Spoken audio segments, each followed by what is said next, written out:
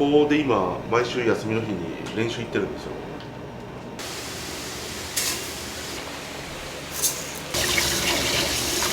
なんかちゃんこうどん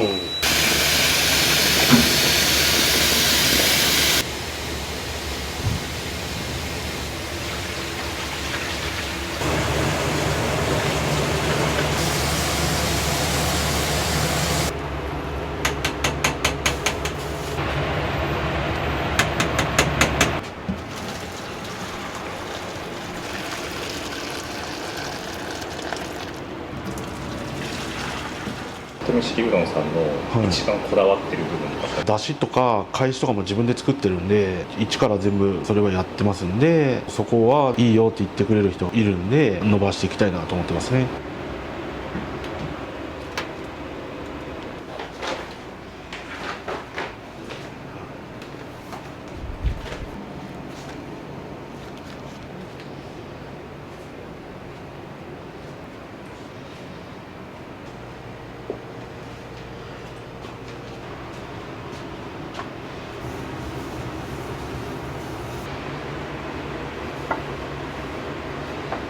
やっぱうどん難しいですか、製麺。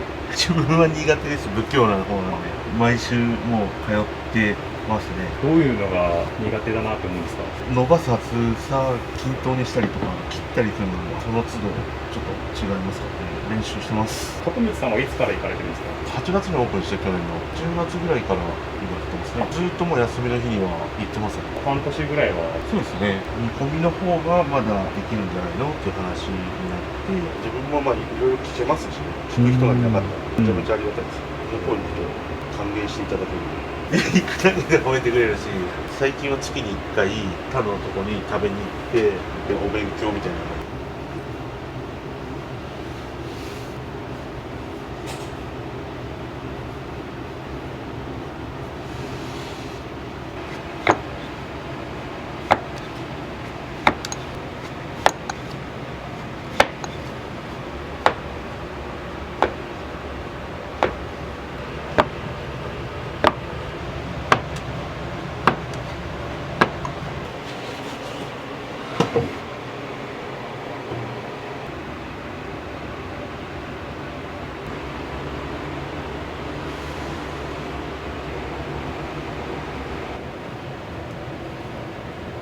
夜は何時から何時ぐらいまで仕込みするんですか。夜やって大体もう朝その仕込んだやつ準備して終わりですね。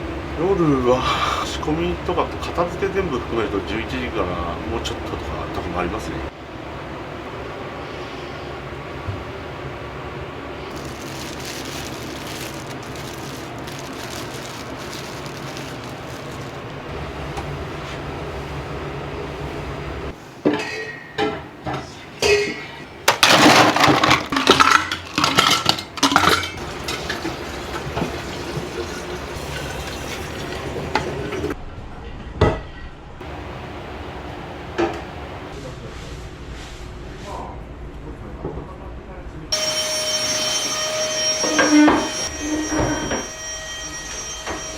内装とかは。内装も手伝いましたね。解体は自分で壊しました。すごいですね。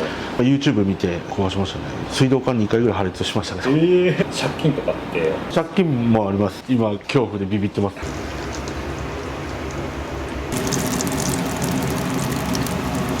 これは薄く伸ばした麺ですね。その製麺所からじゃあそうですね。作るまで。はい。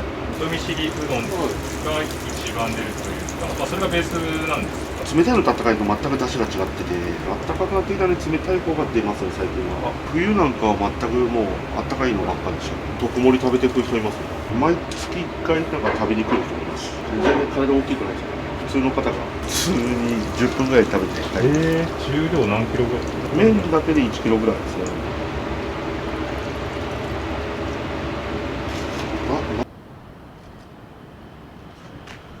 知り合いのおばちゃんがここ空いてるよっつって言ってて、電話したら全然いいですよって話で即決はしましたね。この辺りの飲食店ってあんまないですよ。あんまりないですね。そんなのも何も考えずに。大丈夫ですよ。日曜日なんで。自分は関取までは行ってないんで、しこ名はありますけど、時司。すごいいい名前です。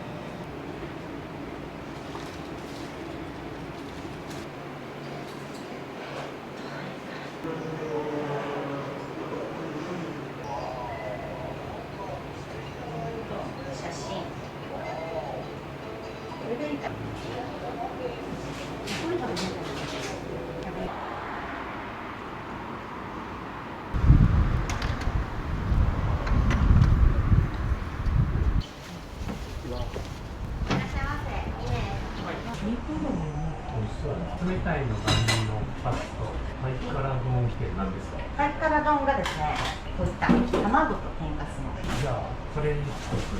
冷たいの2つ、ハイカラ丼が1つですね。はい。あ、これだね。何がね。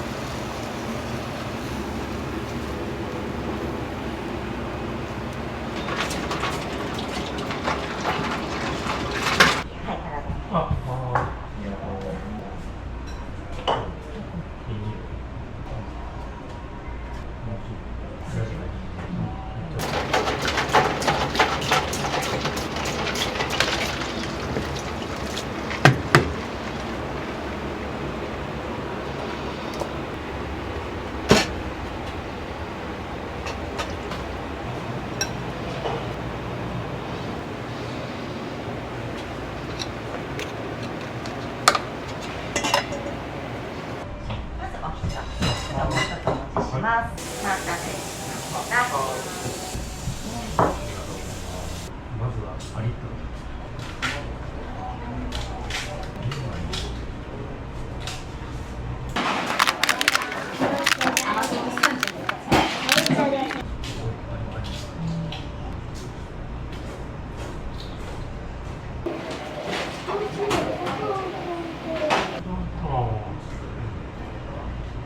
初めて来ました。何きっかけで来られたの？ SNS でいろいろ見てたら変わったうどんだなと思って特別なうどんみたいな感じがして興味があっていつか来たいなと思ってたんですけどたまたまちょっと今日近くに来る用事があったんで今日どちらから来られたんですか？東郷町ってお味の方どうでした？美味しいです。もううどんだけで食べてもコシがあってトゥルトゥル美味しいのにこの上に乗ってる揚げ麺がまたオリジナル感がすごくてとてもハマります。人見知りうどんっていうお名前の由来は教えていただいてもいいですか？接客がそんな得意じゃないのでハードルを下げるためにそれをつけましたね。まあ悪気はないですよって感じで。うどんのメニューも人見知りうどんっていうのがあるんです、あれはもうお店作ってから考えたんですか？あ、そうです。お店作ってから普通のうどん出そうかなと思ったんですけど、それはちょっと違うんじゃないかなみたいな感じになって、じゃあ隠すかみたいな感じでうどんも人見知りにしちゃおうかなみたいな話でしてきましたね。追加で小ライスと生卵を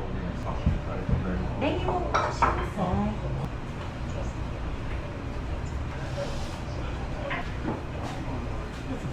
こんにちは。はい、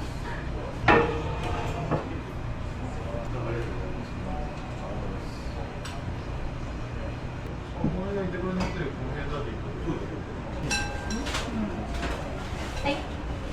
ます。ごちそうさまでした。ありがとうございました。お願いします。兵庫県の卵を使ってますね。カップのやつ使われるしますけど、まあ美味しいんでそれ使ってます。いらっしゃいませ。いらっしゃいませ。あ、こんにちは。どうぞ。肉うどん。はい。大盛りにします。大盛りにしますか。ありがとうございます。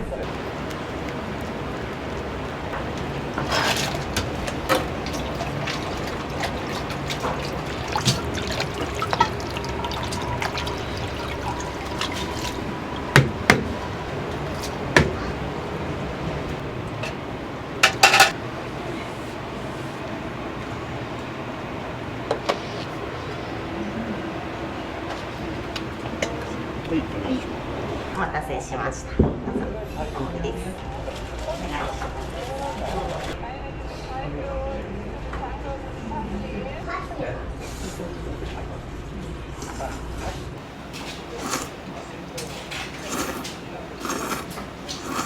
す。よく来られるんですか？はい、よく来ます。出汁が美味しいですね。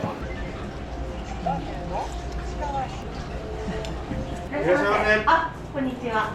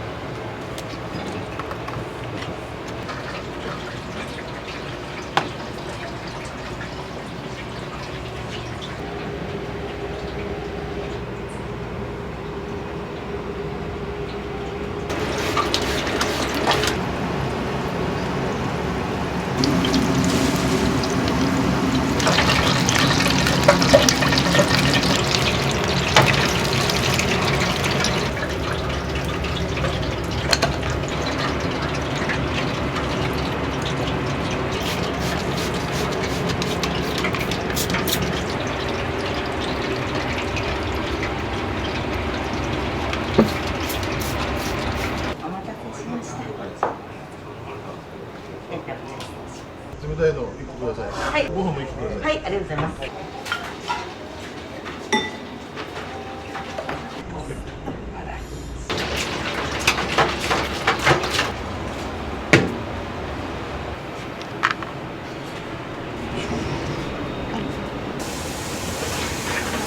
お待たせしました。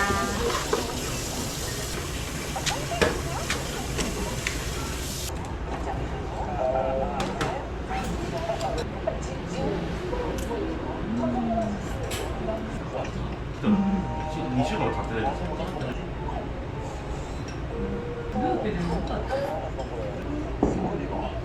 がとうございました。ありがとうございました。あり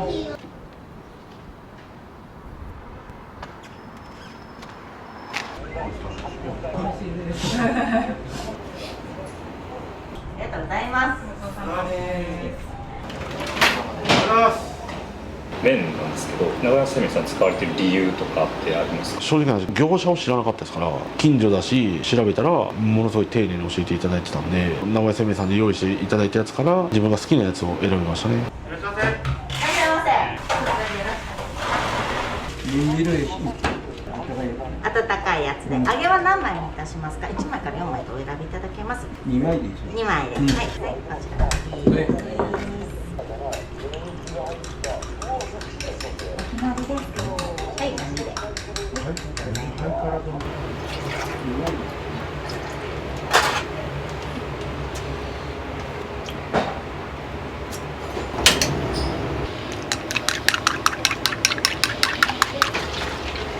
冷たいやつのハイカラ丼です。はい。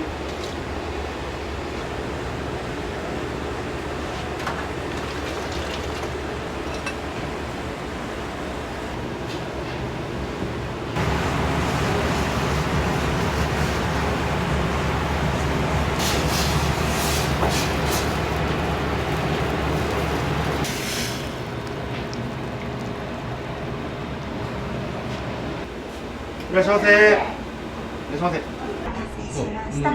はい。どうぞ。よく来られるんですか、人見知りうどんさんは。3回目ぐらいじゃね。ああ、そうなんですか。いらっしゃいませ。どうぞ。はい。ハイカラ丼で。ありがとうございます。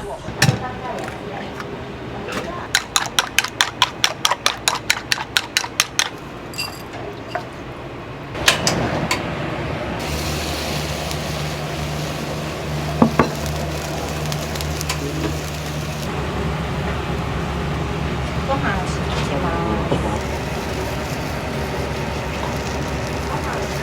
はい、ありがとうございます。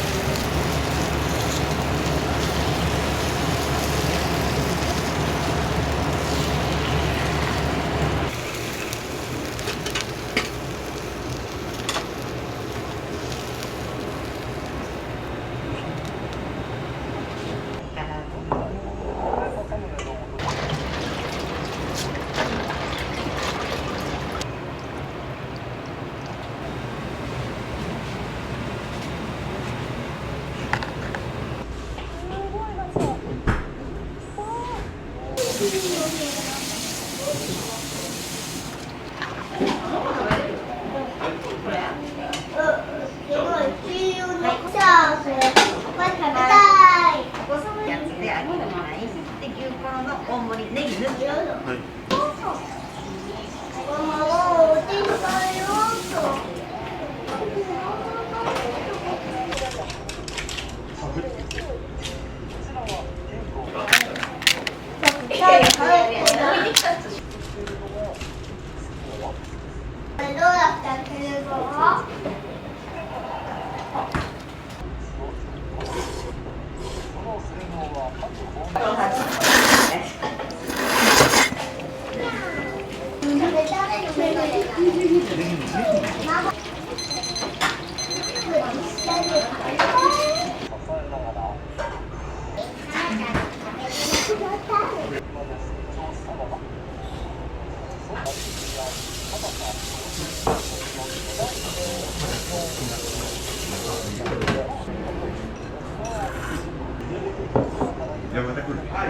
ありがとうございます。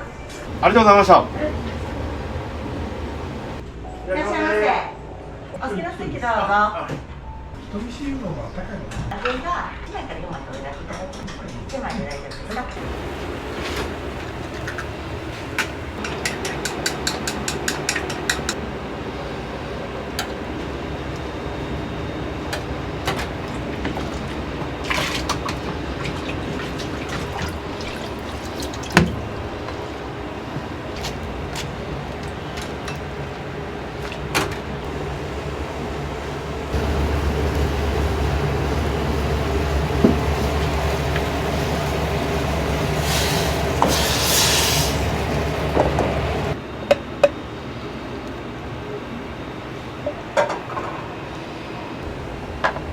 お願いします。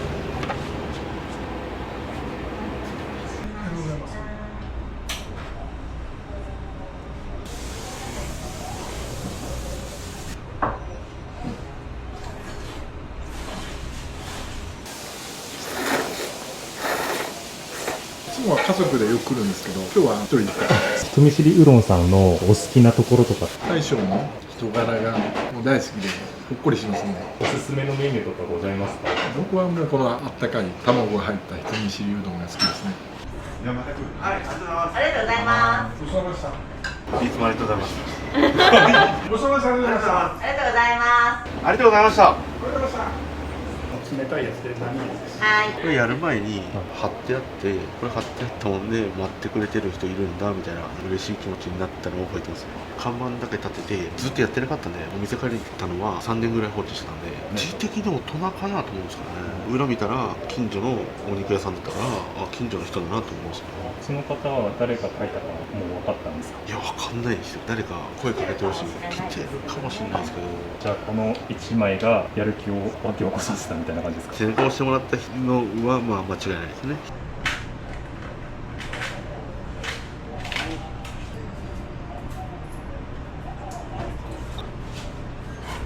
冷たいやつの大盛り出しです。ありがとうございます。ありがとうございました。人見知りうどんの大盛りのピリ辛のはい、ありがとうございます。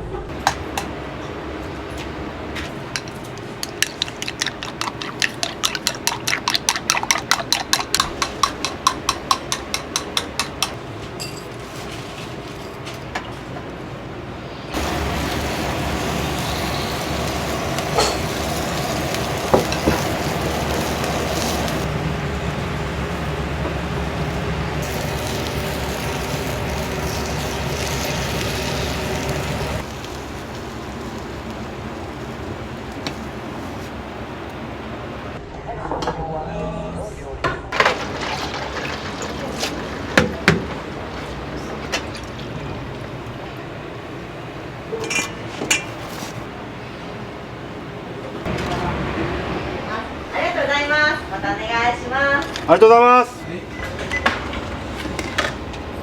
す。お待たせしました。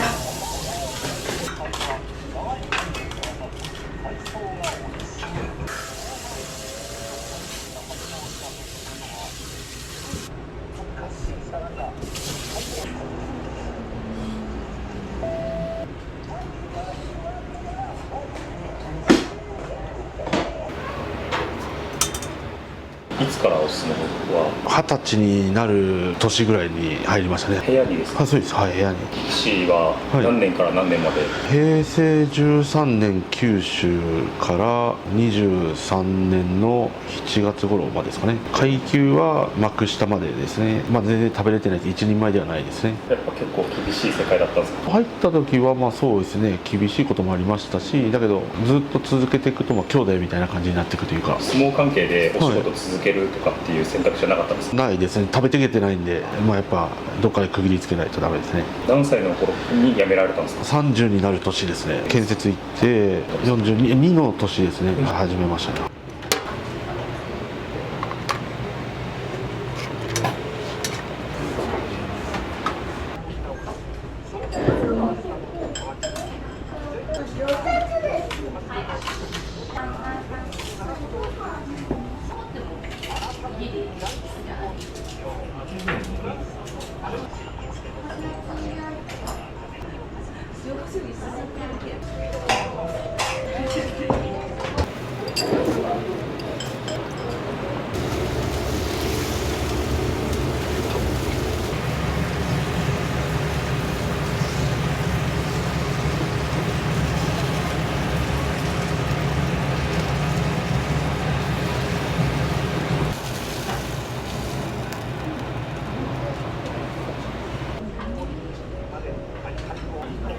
盛り2つでありがとうございます。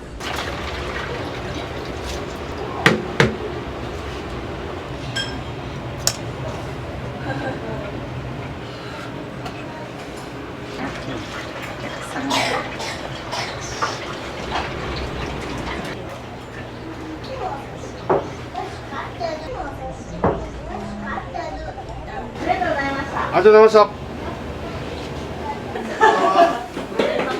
ありがとうございます。ありがとうございます。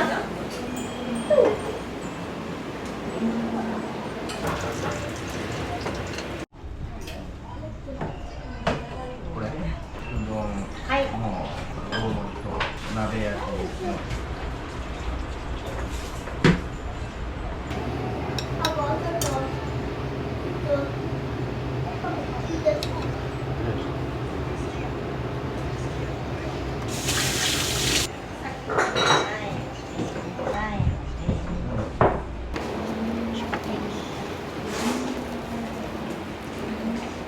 お待たせしました。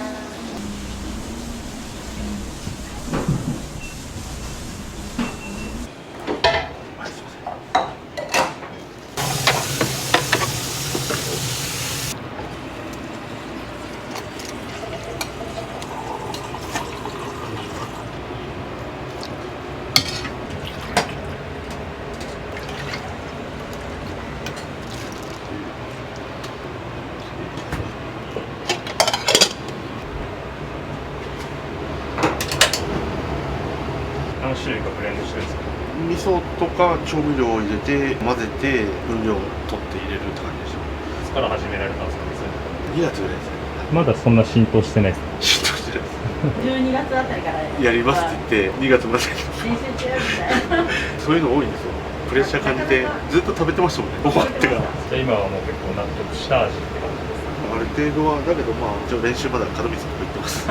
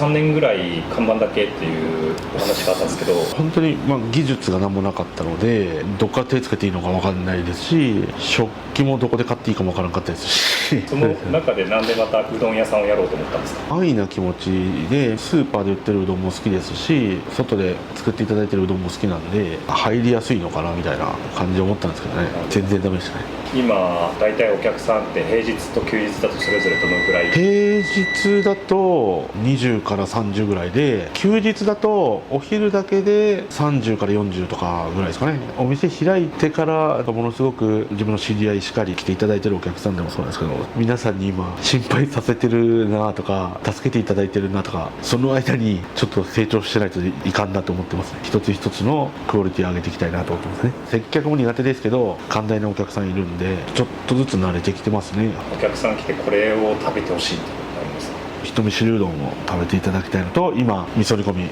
頑張ってますんでお願いします。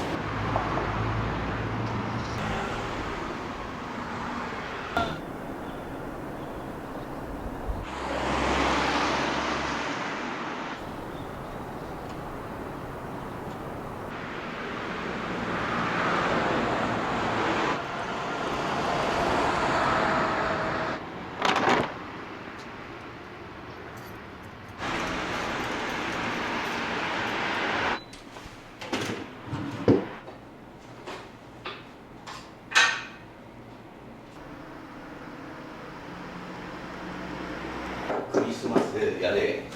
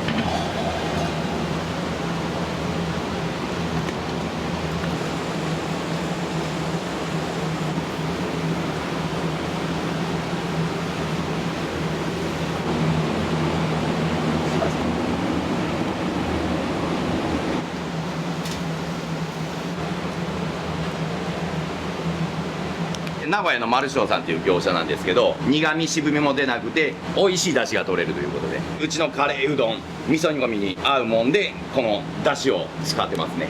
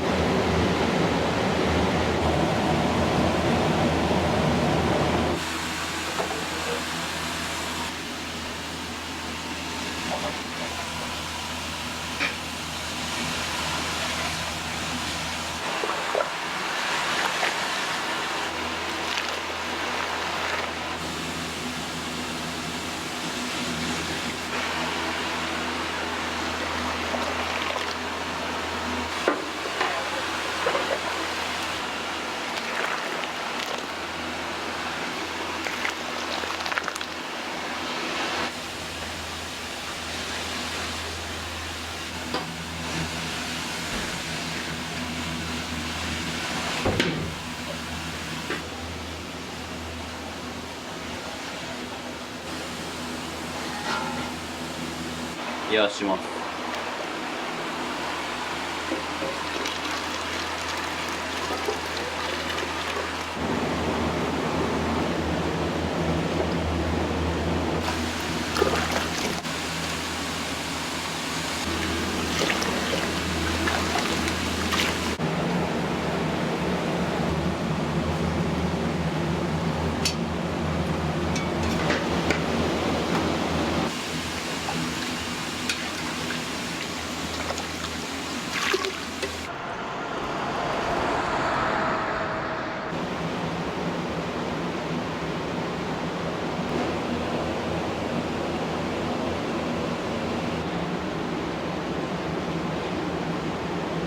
うちカレーうどんがメインなもんで、うどんがよく出てくれるもんで、もううどんはもう測らずに、加水はもう手の感覚で、それでもう毎日やってますね。量が多いもんで。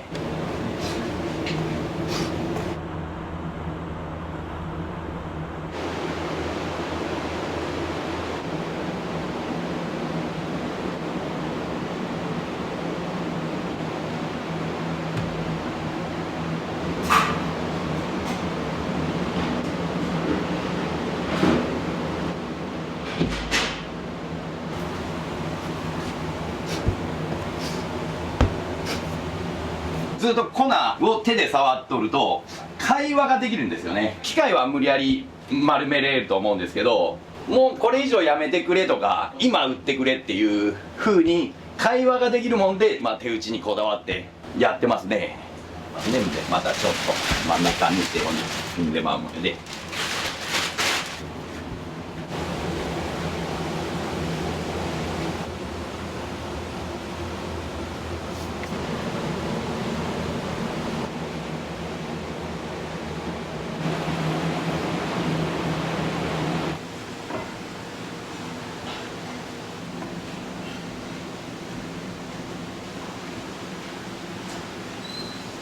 いろんなところで修行させていただいたもんで、味噌煮込みの山本屋さんっていうところでアルバイトして、100席ぐらいあるのに土日になったら行列ができるんですよね。もうですごいなと、面白いなと思って。でましてや麺はもう水と粉だけで食を通じてこんだけの人を喜ばせれる麺って面白いなと思って、最初勤めたところが若狭町ってところで、そこでカレーうどんと出会って、自分の好きなカレーと奥が深い、麺類合わせればカレーうどん、それを売りにしてやっていきたいみたいな、自分でチョイスしてこれが一番美味しいっていうのを、それをベースにして22年ずっと味一つ変えずにこれをやらせてもらってます。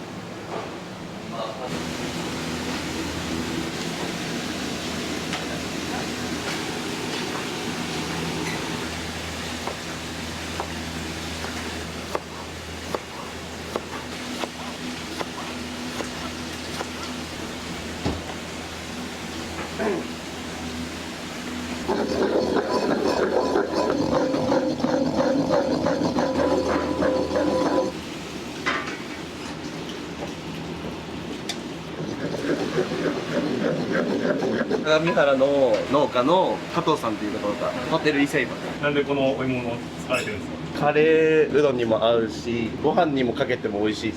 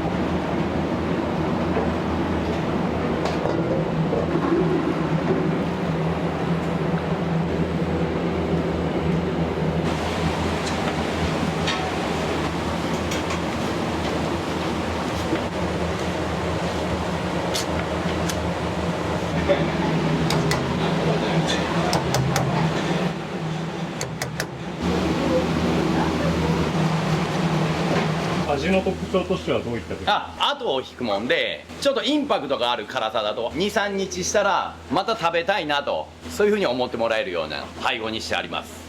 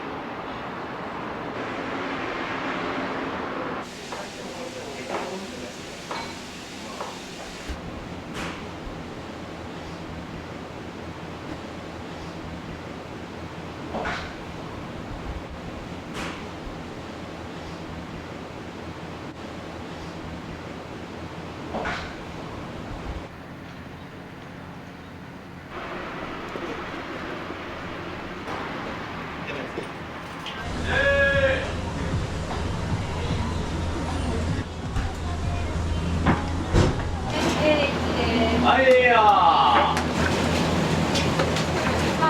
1カレー大盛り定1です。はいよ、これ大盛りはそうね。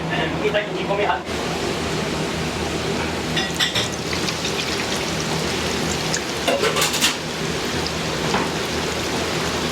はいよ、天丼ミニとカレーな。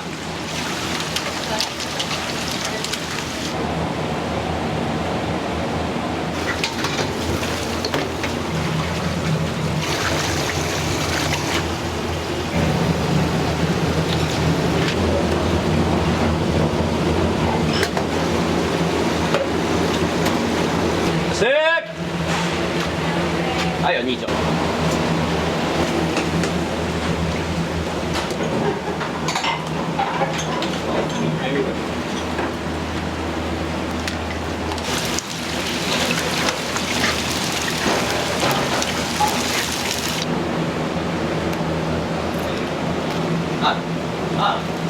持ってくる。カレー。出せ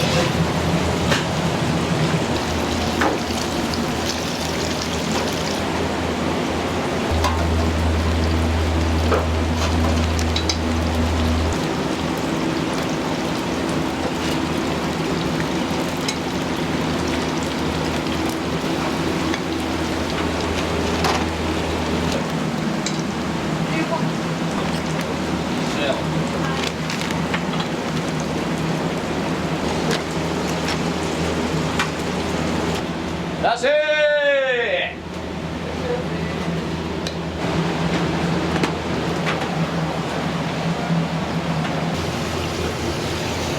カレー大2玉はあります。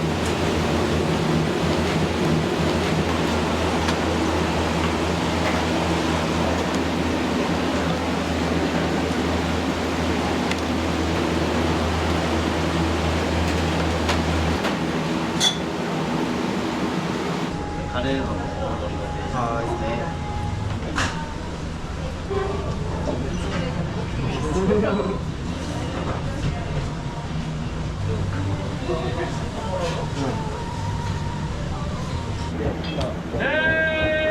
辛カレー1、カレー2です。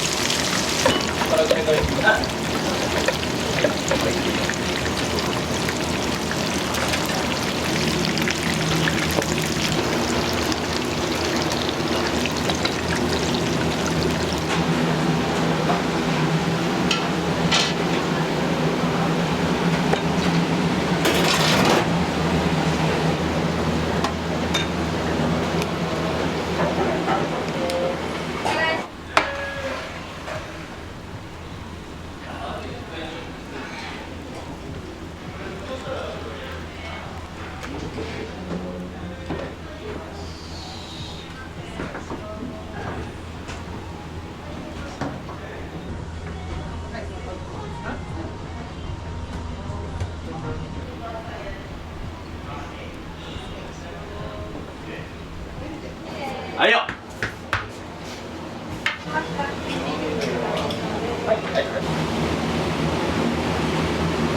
さあ。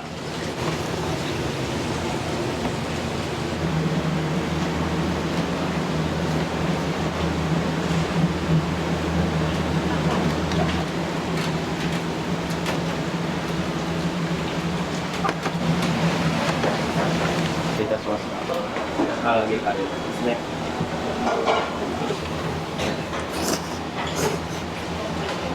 去年転勤しちゃってほぼ1年ぶりですね。そうなんですね。はい、もう愛知帰ってこいたので楽しみに来てたんです。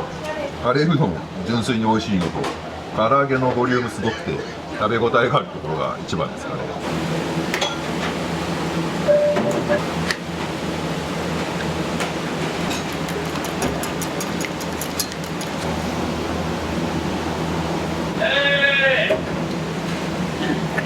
あれさー。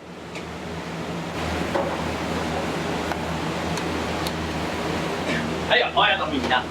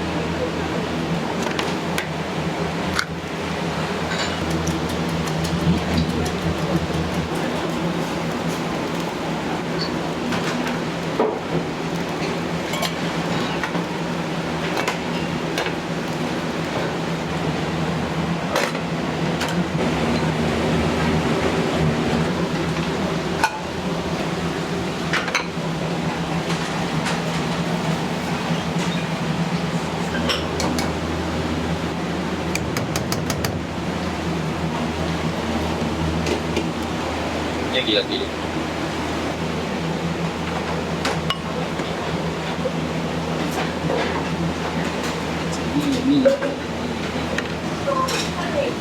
はいよ。いや。はいよ。いいな。教えていただいて、そうなんですか。すごく美味しいと聞いてたので、期待通り。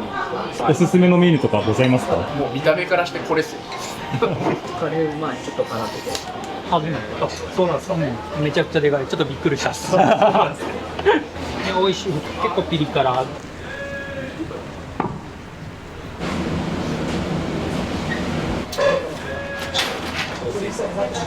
サラカレー第2です。はいや。じゃあ松でトンビ1、トンシ1、カレー5で4つ定食、もちカレー定1、ライス。あれさ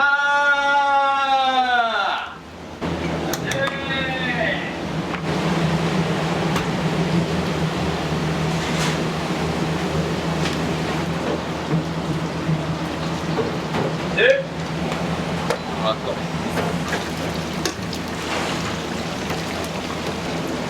はい、唐揚げです。はい。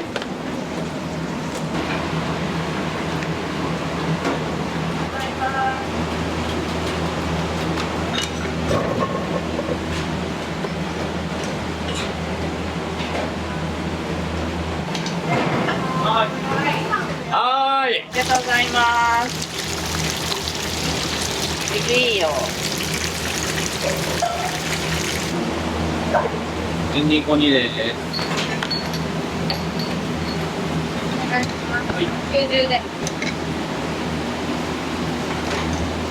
はいよ、天ぷらそばな。はいよ、まずカレーにな。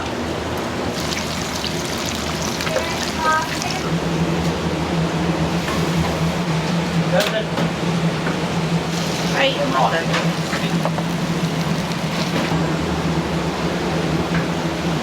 はいよ、天カレー。天ぷらカレーのです。以上のお揃いですか？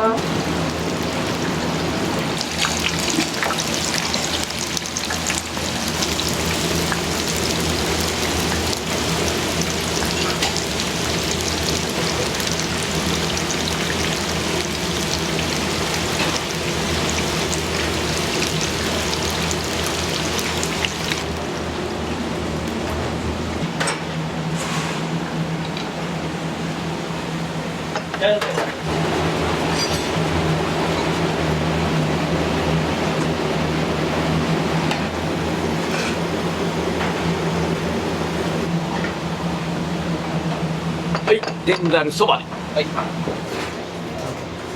で、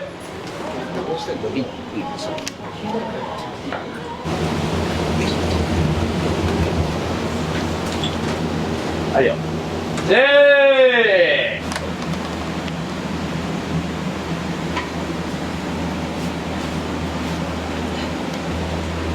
らせー。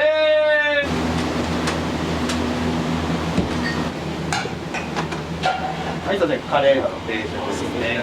カレーうどん定食です。ゆっくりどうぞ。カレーうどんとご飯の単品ですね。ご注文以上でおそれで大丈夫です。はい。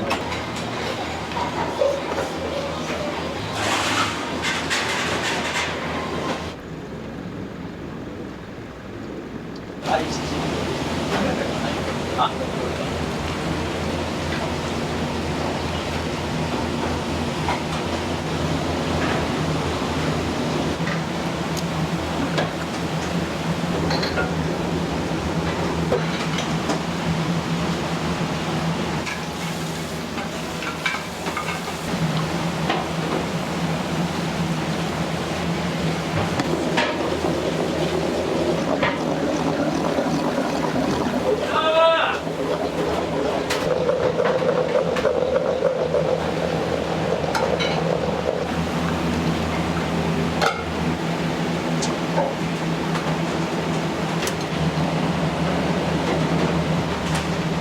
2個定です。オ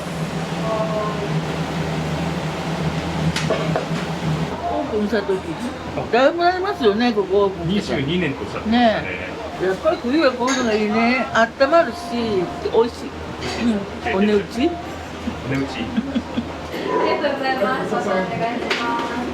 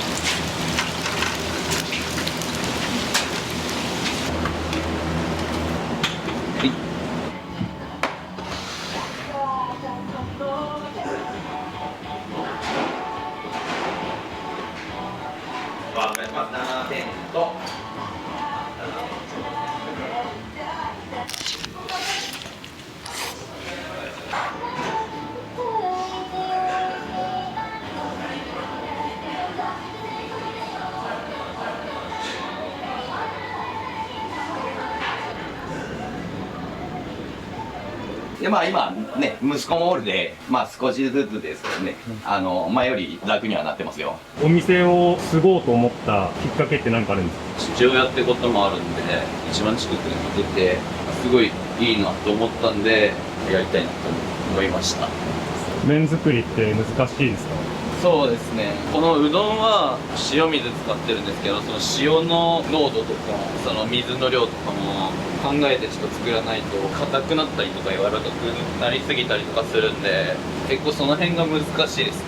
練る時間とかを2、30分やっぱ練らないと綺麗な丸とかにならないんで、それもちょっと難しいですね、結構。はい、やっぱその同じ粉を使っとっても温度湿度一つそうですし、店によってやっぱりやり方がこういう作り方があるんだなと思って、僕はもう何軒も行ってよかったですね。もう師匠らにね追いつこうと思っても師匠らもやっぱ年々レベルアップしてますんで多分一生追いつけんなっていうのはだで日々勉強ですね今でも。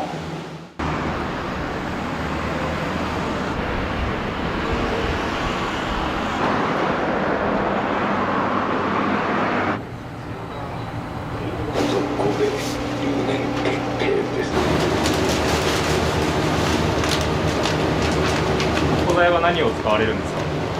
サバ、ムロ、ソーダガツオ、カツオだね。4種類がミックスされてる。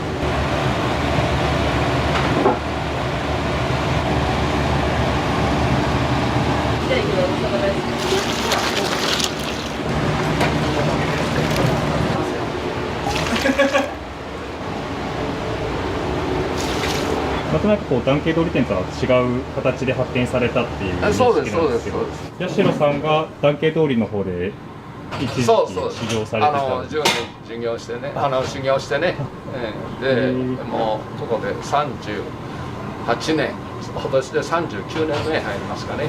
野波駅からね、遠いね、そうですよね、30分歩いて30分、車だったら10分、5分か10分だけどね、最初のやる時はね、本当にこの辺は農地でね、全く何にも建物がなくって、天白川の堤防が見えてね、しっかりとしたものを作っていったらお客さんは来てくださるだろうということでね、本当に誠実にねやってきたんですよ。なんでここにされたんですか？お店。子供がね、3歳、下の娘が1歳10ヶ月、住まいがすぐ近くにないと店をやっていけないし、女房が大変ですわ。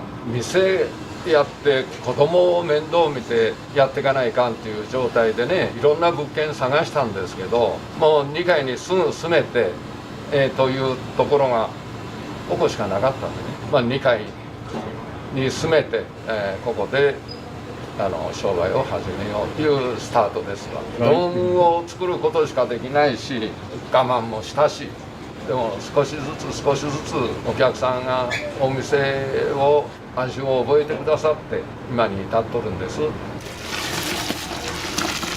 塩が入っていない味噌煮込み用だね。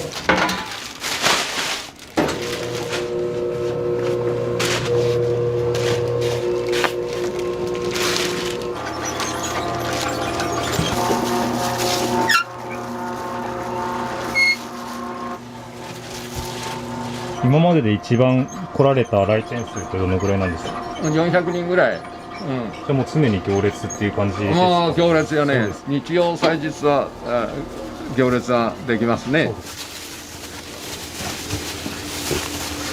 フライ1貫向こうに持ってってあげてほしいです。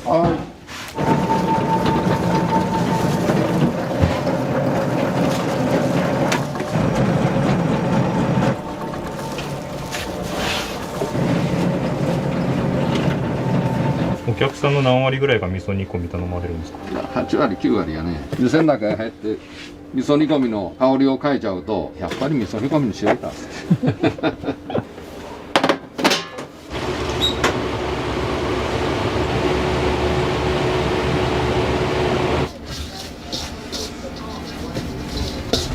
そばは何割なんですか？これ7割です。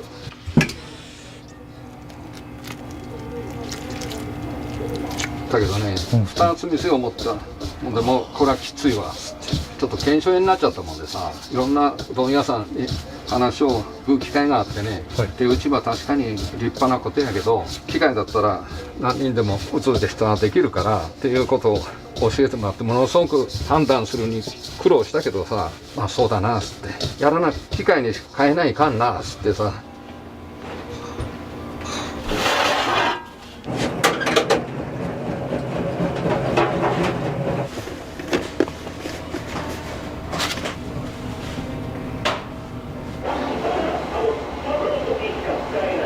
私の一代でこの店は終わるんだろうなって思っておったんです。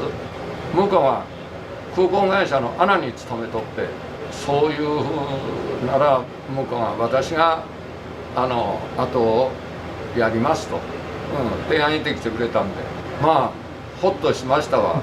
もうこの土地にしてもテーブルお客さんにしてもね、みんな30何年間の愛情を注いできてるじゃないですか。向こうは本当に、やりますって来た時は本当に嬉しかったね。よかったですね。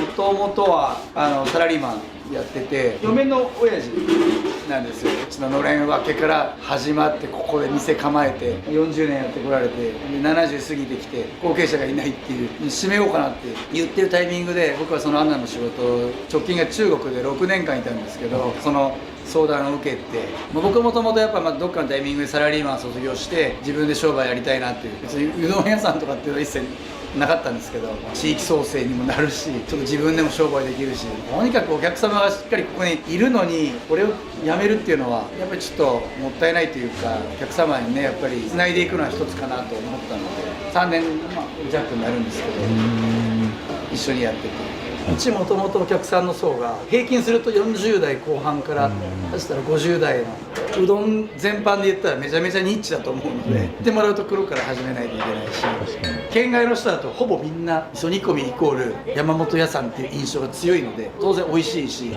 ね、もう一番の歴史があるし、だけどローカル行くともうちょっとこういう地元民に愛される味噌煮込み屋ってあるんだみたいなところの位置づけだと思うので、知ってもらえるとめちゃくちゃ嬉しいなと思います。あとは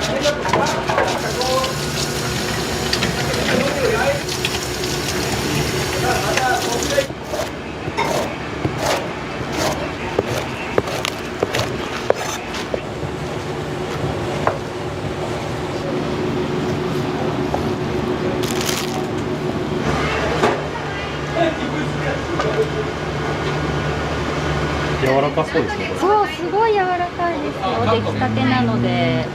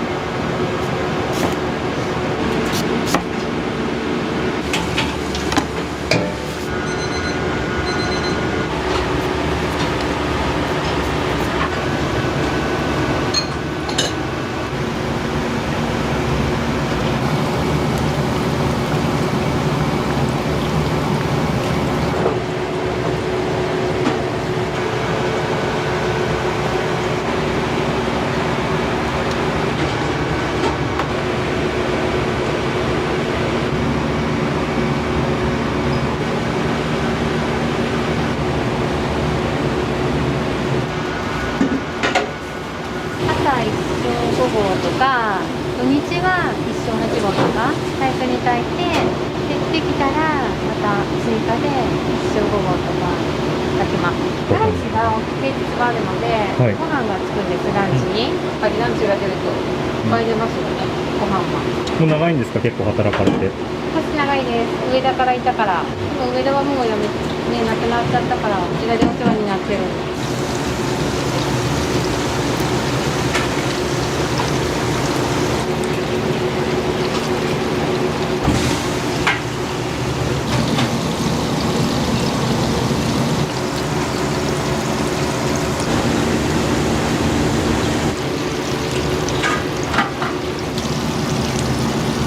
エビ揚げられるんですか。30です。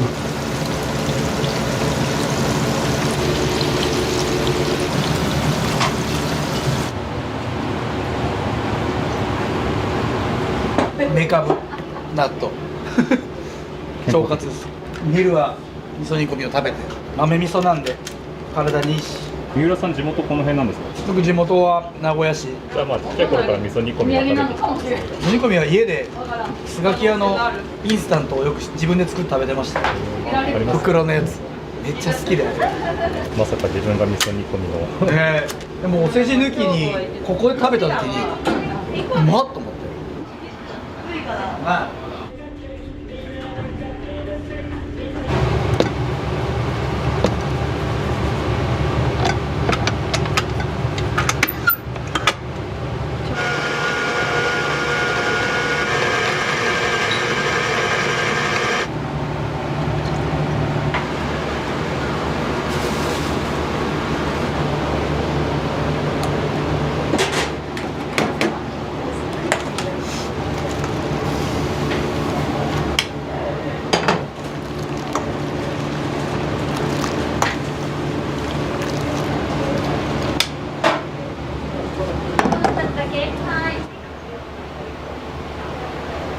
産地とかってどこなんですか。これ広島です。いわば牡蠣ファンが必ずいるので、これ食べてくれるのは嬉しいですし、もつ味噌が始めて2年ぐらいです。これがかなり定着してきましたね。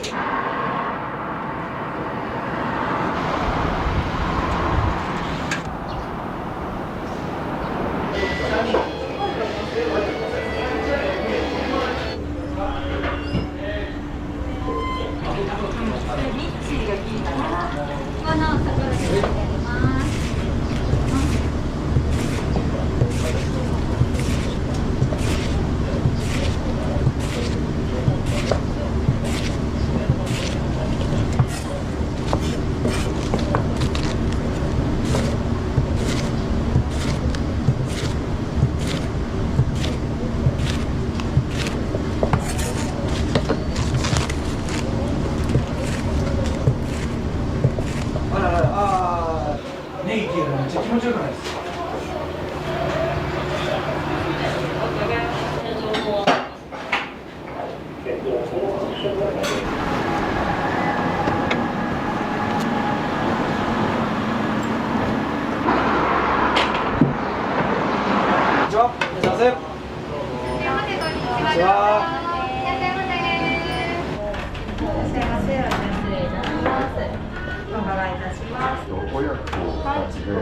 一つネギ多め。一つがネギ多め。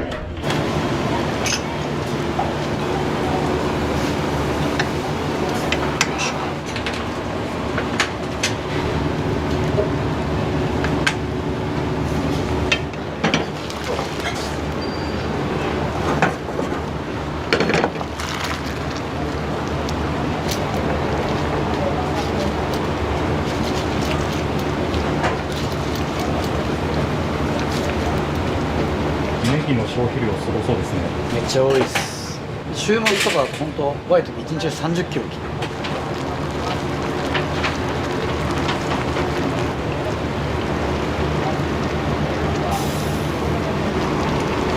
普通の方ね。はい。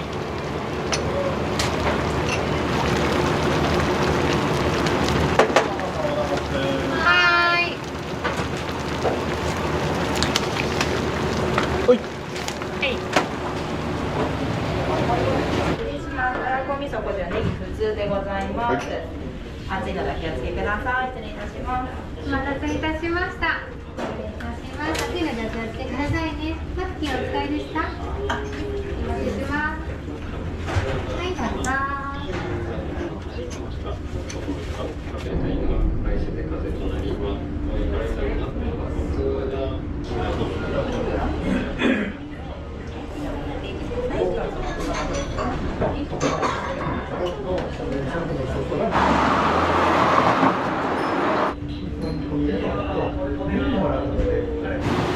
お米がいらない。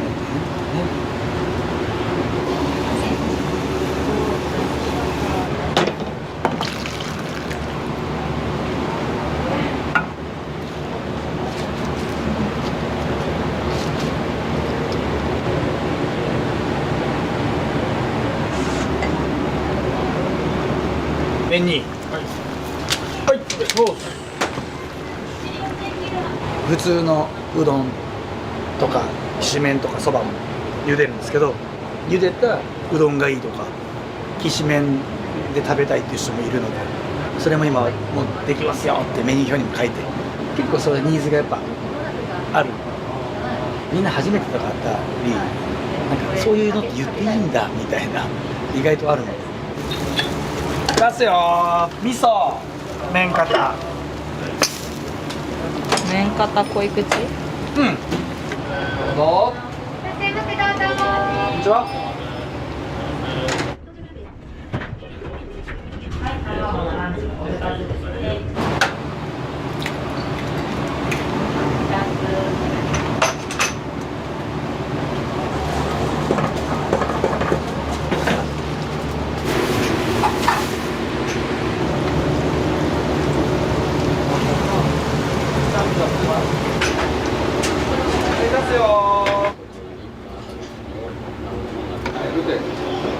これ？はい、卵が。はい。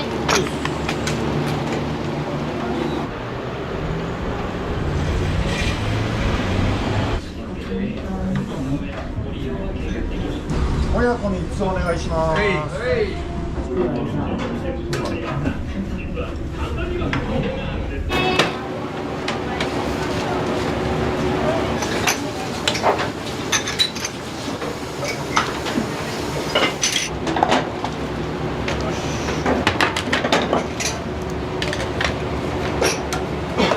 エビ玉とエビです。はい。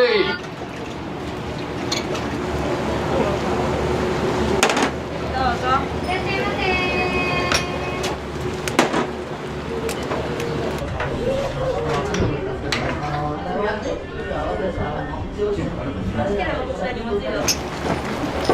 こんにちは。い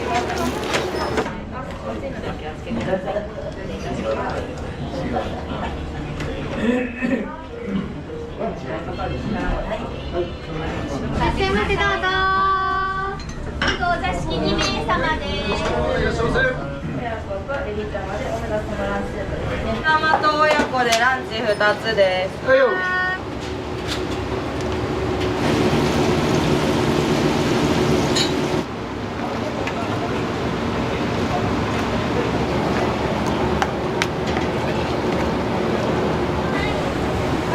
2名様ですか？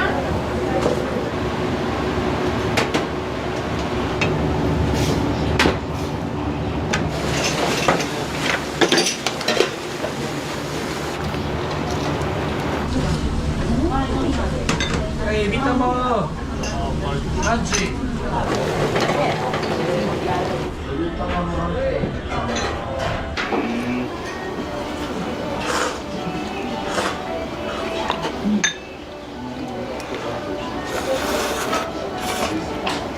初めて。あ、そうなんですね。私人生で味噌煮込みうどん食べたことお店でない。生まれも育ちも愛知なのに初めて。そうですね、初めての味噌煮込みって感じがしましたね。いらっしゃいませ。いらっしゃいませ。こんにちは。お願いします。エビ玉が2つ、天ぷらきしめんが1つ、天ざるきしめんが1つ、かき天1つです。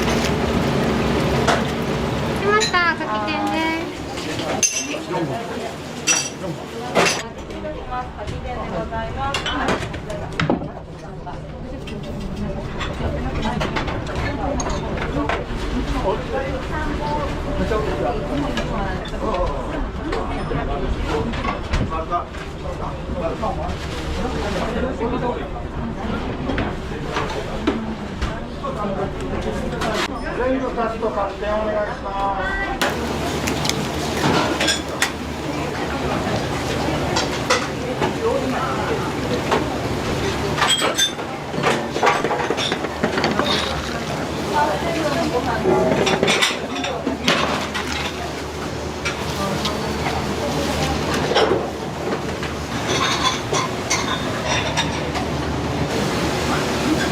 はい、親子エビ。はい、お願いいたします。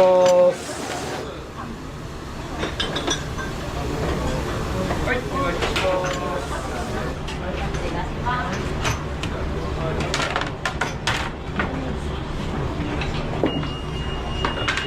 僕は来るよ。何十年前から俺子供の頃から。味噌煮込みといえばもう誠屋さんっていう感覚ですか。まあそういう感覚かな。そうだね。うどんもできる。すいません。牛もちのおうどんが2つとハーフ天丼も2つ一緒で、はい、10分ほどお時間大丈夫でしょうか。お待ちください。はい。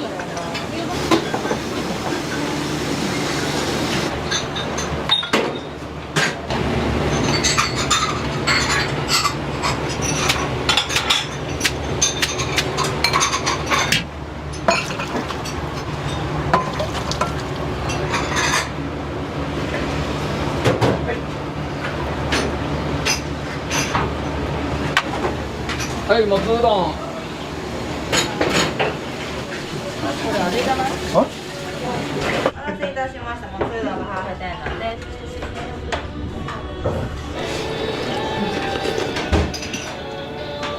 うまいっす。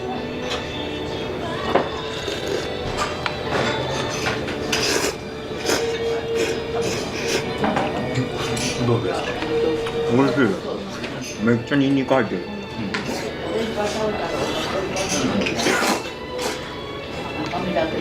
よく来られるんですか？僕は初めて。そうなんですね。最近これにハマって、いつも味噌煮込みです。ここ来て味噌煮込みじゃないのってちょっと問題じゃないですか。いや、だって数量限定ですから。子供の頃から誠屋派なんで。じゃあもう味噌煮込みといえばもう誠屋みたいな感じです。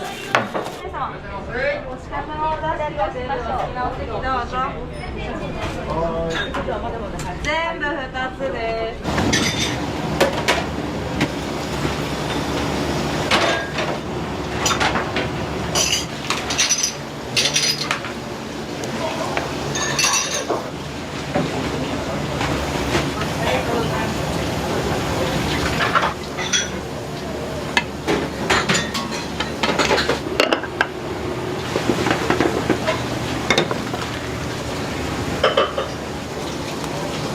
お願いします。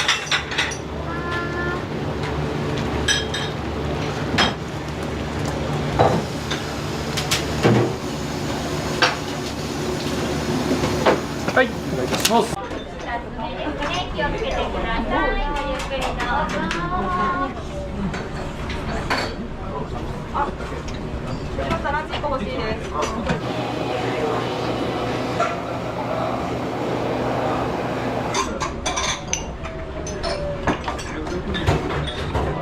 名古屋の北の方からですけど、ここの大将の奥さんとお友達なので、1年に1遍ぐらいしか2回かね。そうなんですね。美味しいです。冬になると食べたくなる。そう、夏でも食べに来たけどね。そうそうそう。活気があるからいいですね。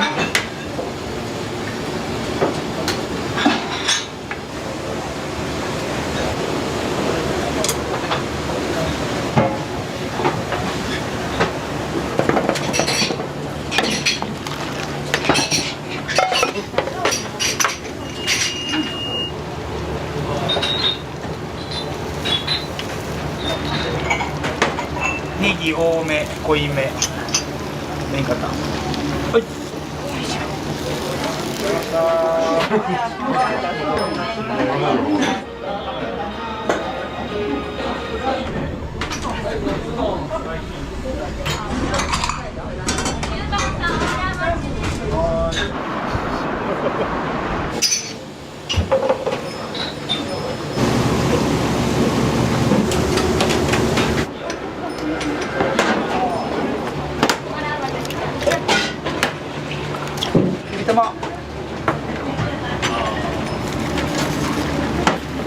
はい、お願いいたします。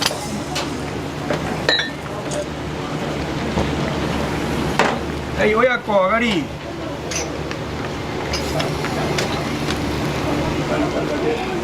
はい。気をつけてください。じゃあおかわり持ってきますね。お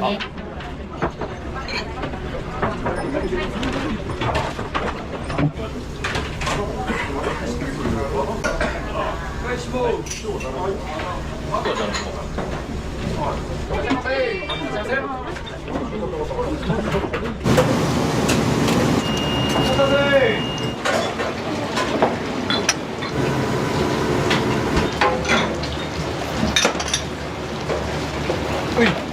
親子エビ。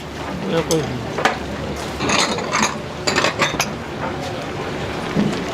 大盛り。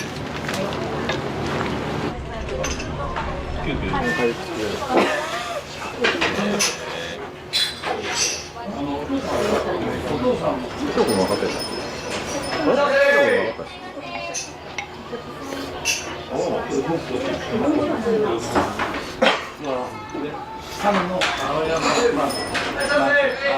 られるんですか。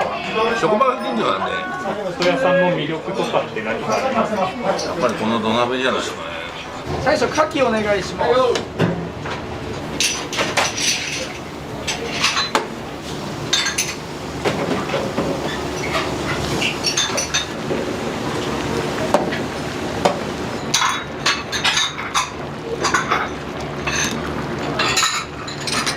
はい、牡蠣かしわ。八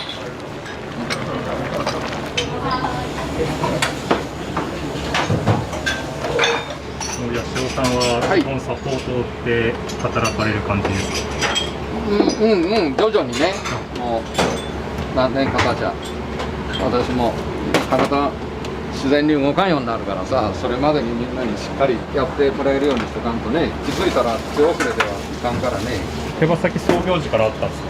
いやいや、これも20年ぐらい前かな。スタッフで当時いらした中国人の方が秘伝のタレを教えてくれたんです、アレンジ加えてここにたどり着いて。卵のランチです。はい、手羽ね。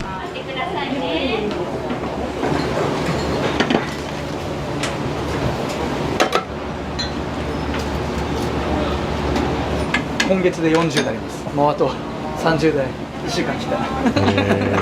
飛躍の40代。30代のうちに道を変えといて僕は正解だったなと思ってます。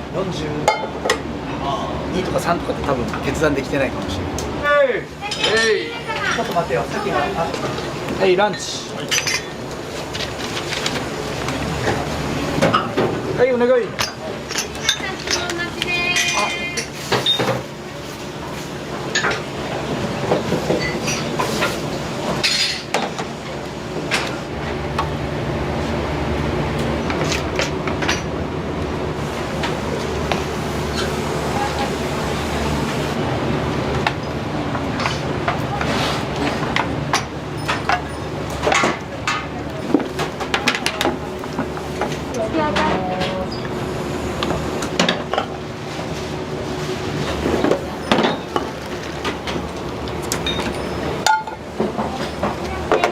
卵ね。普通の方。はい、普通。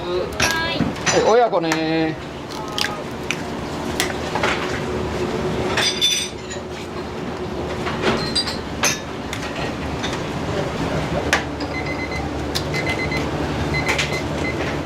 ランチセット2つです。はい、10番卵。はい、全部の大盛りね。はい、全部の大盛り。はい。あ、ここにあったあった。ごめん。はい、親子出るよ。ランチ？ランチです。はい、お願い。はい。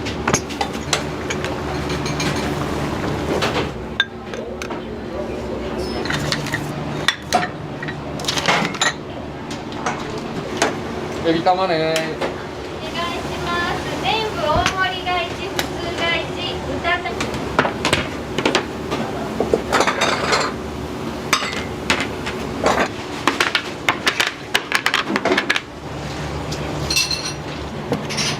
はい、豚玉麺肩。上に乗せてください。はいよ。エビ玉3つです。はい、全部の大盛り。コバさんだと思った。全部の。動きが違いますね、やっぱり。そうか。めちゃめちゃキビキビして全然まだまだこんなことばっか毎日本店で10年やろ、ここで、40年50年が、半世紀こんなことやってるやん。体で覚えてる感じですか？おお、そうやな。この仕事が性にあったんかな、こんだけ続けさせてもらえたってことは。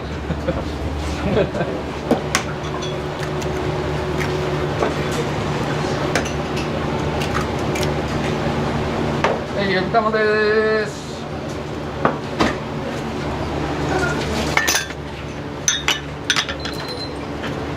りょうさんのとこです。お願いします。親子です。はーい。よいしょ。麺肩、エビ玉、ネギ多く。はい。ランチ。はい。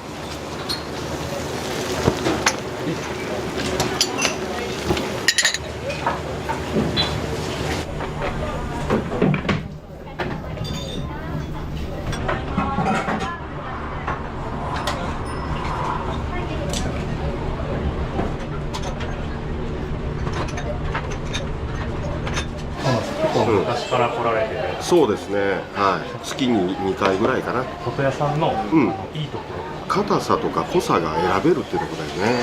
まあそれとやっぱりコクがあるっていうところですかね。ちょっと変わった注文されてたなと思って。ああ、なるほどね。まあよく比較されるのがね、山本屋本店とかあるんだけども、あそこはそういうことがちょっと しづらくなっちゃって、今タッチパネルで頼むでしょ。だからちょっとやりづらくなってね、こっちの方が自分好みにできるんで、はい、まあ向こうは向こうの良さがあるし、こっちはこっちの良さがあるし、はい。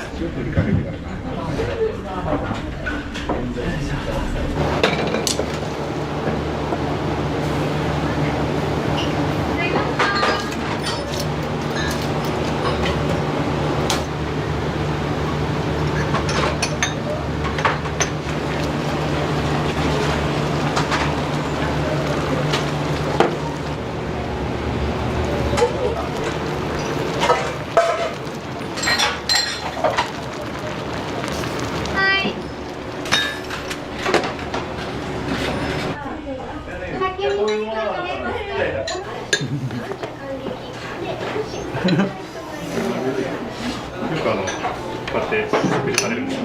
時々食べに来てくれるので。息子さんが穴からうどん屋さんになられてびっくりしなかったですか？しますします。なられて実際どうですか？まあ生き生きやってますし、まあこの人のこの生き方からするとこっちの方が正解なのかな。これなくなっちゃいました。結構ご飯出ますね。今日出ました。ランチがいっぱい出たからかね。ありがたいですね。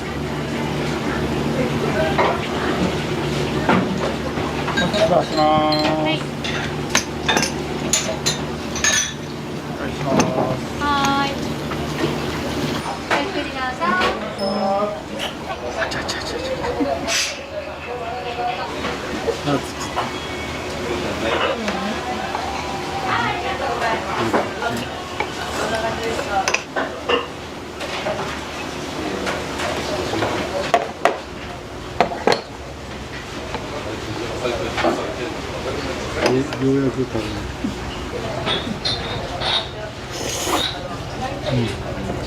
ご飯食べる。ご飯、後継ぎがあるってことはね、いいよね。今時もうやめられる人が多いじゃん。頑張ってもらいたい。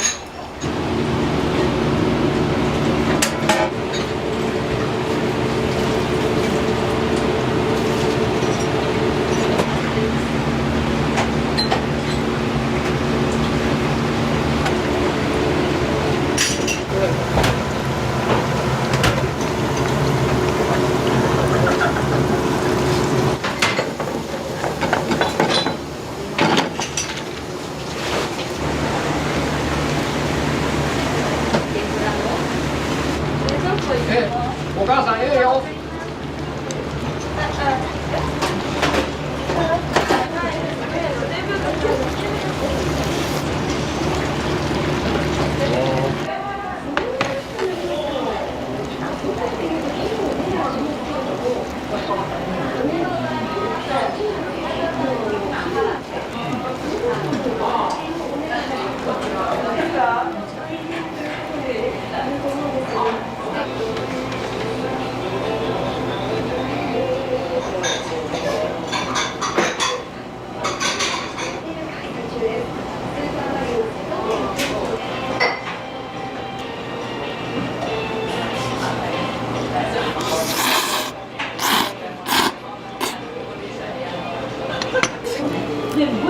みんな書き換えちゃう。無理だわ。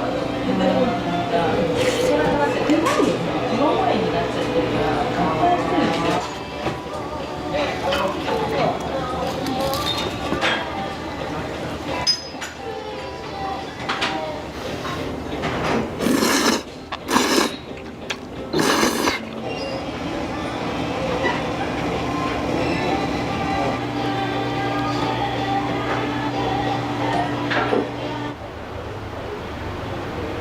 本当にね、スタッフに巡られてるの。本当にいい方が入ってきてくれてね、盛り上げてくれて、お客さんにも盛り上げてもらったし、そういう風で今に至りますね。